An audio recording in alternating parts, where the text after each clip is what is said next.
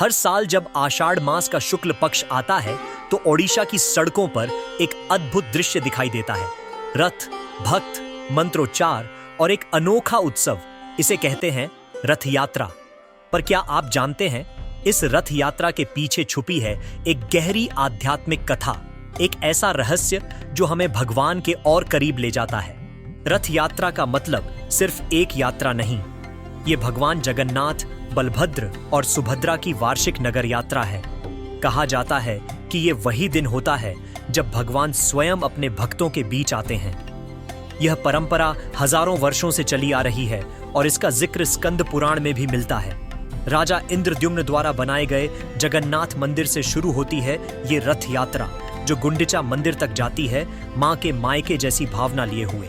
पौराणिक कथा कहती है कि द्वारका में श्री कृष्ण, बलराम और सुभद्रा ने एक दिन तय किया कि वे ब्रज के लोगों से मिलने जाएंगे। माता यशोदा, नंद बाबा, गोपियां, जिनकी याद उन्हें बार बार सताती थी, वे रथ पर सवार होकर निकले और लोगों को दर्शन दिए। यही यात्रा कालांतर में रथ यात्रा बन गई। ऐसा माना जाता है कि रथ यात्रा में एक बार रथ को खींचने से व्यक्ति के पाप मिट जाते हैं। रथ की रस्सी को खींचना यानी भगवान को अपने जीवन में आगे ले जाना। मान्यता है रथ खींचने से पुण्य, बीमारियों से मुक्ति और जीवन में सकारात्मक ऊर्जा का संचार होता है। रथ यात्रा सिर्फ एक त्योहार नहीं, ये आस्था की पराकाष्ठा है। भक्त महीनों पहले से तैयारी करते हैं, उपवास रखते हैं, रथ बनाते हैं। एक भक्त कहते हैं, जब मैं रथ की रस्सी पकड़ता हूं तो लगता है जैसे मेरे सारे दुख भगवान ले जाते हैं। पुरी के एक अंधे भक्त ने रथ की रस्सी छूने की मन्नत मांगी थी।